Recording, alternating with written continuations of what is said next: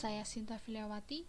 Kali ini saya akan menyampaikan mengenai materi yang telah saya peroleh dari pertemuan kedua hingga pertemuan keempat dalam mata kuliah TIBS dengan 3 materi yang akan saya bahas pada kali ini. Yang pertama mengenai ICT atau Information and Communication Technology, yang kedua mengenai teknologi dan informasi di perbankan syariah, yang ketiga mengenai konsep dasar TSI internal perbankan. ICT atau Information and Communication Technology merupakan istilah yang merujuk pada semua peralatan teknis untuk menyimpan, mengumpulkan, mengambil, mengolah, dan menyajikan informasi. ICT dibagi ke dalam 2 aspek. Aspek yang pertama mengenai aspek teknologi informasi, yakni segala alat untuk mengolah data, misalnya komputer. Yang kedua mengenai aspek teknologi komunikasi, yakni segala sesuatu yang berkaitan dengan alat untuk membantu memproses dan mentransfer data dari perangkat satu ke perangkat yang lain, misalnya HP. Manfaat ICT di bidang industri. Bidang pertama yakni mengenai bidang pendidikan.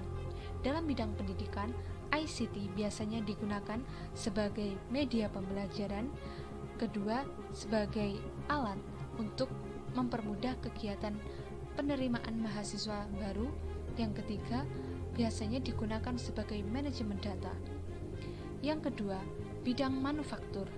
ICT di bidang manufaktur biasanya digunakan untuk membantu dalam kegiatan produksi, misalnya digunakan sebagai robot.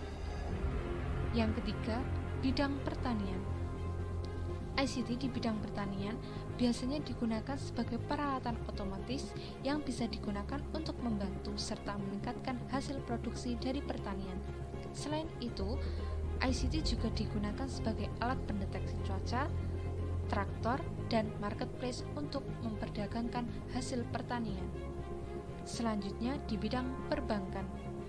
Dalam bidang perbankan, ICT biasanya digunakan sebagai suatu produk untuk meningkatkan pelayanan dari bank kepada konsumen atau nasabah. Biasanya hal ini berupa mobile banking.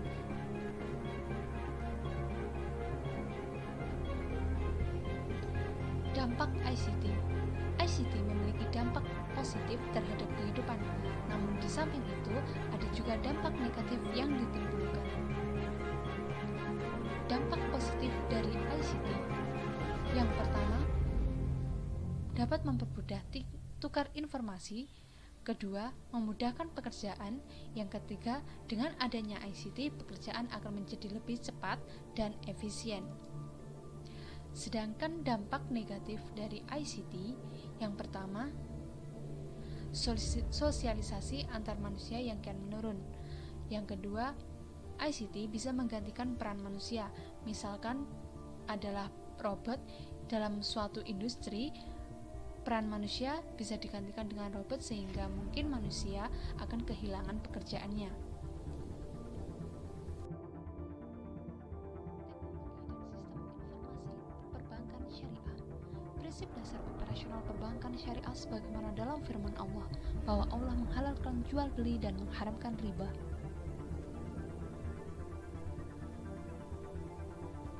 Prinsip operasional perbankan syariah.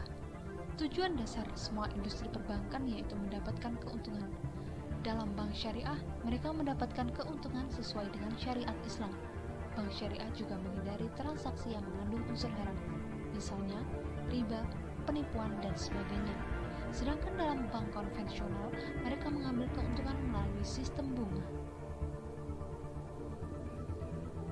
Perbedaan transaksi dalam bank syariah dan konvensional. Dalam bank syariah, yang pertama, keuntungan. Bank syariah mengambil keuntungan menggunakan sistem profit sharing, sedangkan dalam bank konvensional mereka menggunakan sistem bunga. Kedua, orientasi keuntungan. Bank syariah orientasi keuntungan untuk kebahagiaan dunia akhirat, sedangkan dalam bank konvensional orientasi keuntungan hanya semata untuk kebahagiaan duniawi saja. Yang ketiga, hubungan dengan nasabah. Dalam bank syariah, hubungan dengan nasabah atas dasar kemitraan atau ta'awun. Sedangkan dalam bank konvensional, hubungan dengan nasabah lebih seperti kreditur dan debitur. 5 konsep operasional perbankan syariah. Ada 2. Yang pertama mengenai penghimpunan dana dibagi lagi ke dalam 2. Yang pertama simpanan murni atau biasa disebut wadiah. Yang kedua kerjasama atau biasa disebut mudharabah. Selanjutnya dalam penyaluran dana dibagi menjadi 3. Yang pertama prinsip jual beli atau dikenal dengan bai. Yang kedua prinsip sewa atau ijarah, dan yang ketiga prinsip bagi hasil atau syirkah. Prinsip utama kegiatan usaha bank syariah. Ada 3 prinsip utama dalam kegiatan usaha bank syariah. Yang pertama prinsip keadilan, yakni asas kesepakatan bersama mengenai imbal bagi hasil dan pembagian keuntungan. Yang kedua prinsip kesederajatan. Mereka menempatkan semua elemen pada kedudukan yang sama, yakni antara bank dengan nasabah derajatnya sama. Yang ketiga prinsip ketentraman. Semua produk di perbankan syariah telah sesuai dengan prinsip syariah muamalah.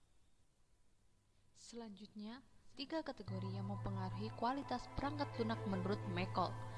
Yang pertama, sifat operasional aplikasi, yakni sejauh mana aplikasi mampu memenuhi spesifikasi, melaksanakan tugas sesuai fungsinya, dan memiliki ketelitian yang akurat.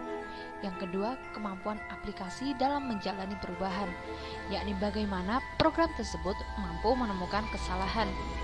Yang ketiga, daya adaptasi aplikasi terhadap lingkungan baru.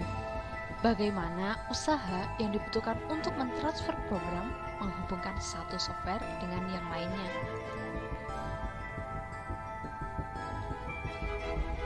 4 strategi bank syariah untuk meningkatkan daya saing. Yang pertama, membentuk SDI dengan SDI yang berkualitas di bidang ekonomi syariah. Yang kedua, ekspansi segmen pasar bank syariah, yakni strategi yang dilakukan bank syariah untuk bagaimana bisa agar mendapatkan nasabah non-muslim. Yang ketiga, akselerasi produk perbankan syariah, keberagaman produk sebagai ciri khas dari bank syariah. Yang keempat, penggunaan sistem IT, platform IT untuk mempermudah segala transaksi.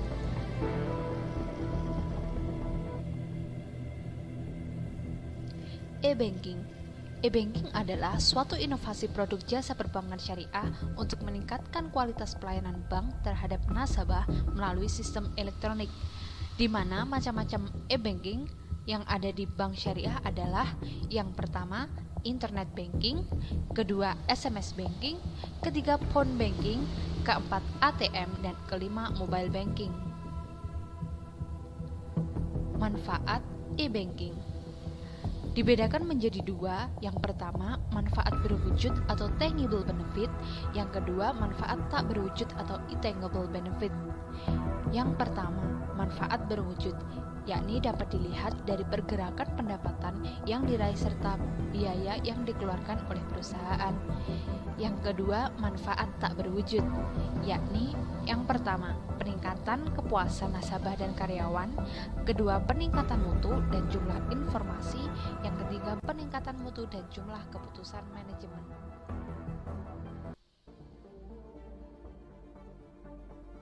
Hubungan antar subsistem pada sistem informasi perbankan ada 5 macam. Yang pertama, application processing system atau sistem pengolahan aplikasi. Yang kedua, customer information system atau sistem informasi nasabah. Yang ketiga, transaction processing system atau sistem pengolahan transaksi. Yang keempat, financial information system atau sistem informasi keuangan. Yang kelima, management decision system atau sistem keputusan manajemen. Yang pertama, application processing system atau sistem pengolahan aplikasi, yakni suatu sistem yang digunakan untuk mendukung kegiatan di bank secara otomatis sehingga kinerja lebih efisien dan produktivitas lebih meningkat.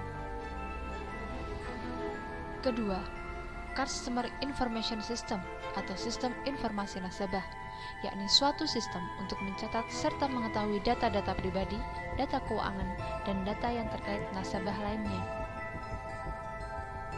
Ketiga, Transaction Processing System atau sistem pengolahan transaksi, yakni suatu sistem untuk memonitor, mengumpulkan, menyimpan, dan memproses data yang dihasilkan dari seluruh transaksi. 4. Financial Information System atau sistem informasi keuangan, yakni suatu sistem informasi untuk menyediakan informasi mengenai arus uang bagi para pemakai di bank. Yang kelima, Management Decision System atau sistem keputusan manajemen, yakni suatu sistem yang memberikan keputusan pendukung kepada manajer sehingga manajer akan mampu menyadarkan keputusan paling tepat untuk mempertimbangkan kondisi bank pada saat itu. Oke, see you on next presentation. Terima kasih atas perhatian dan waktunya. Saya Sinta Filyawati mohon undur diri. Wassalamualaikum warahmatullahi wabarakatuh.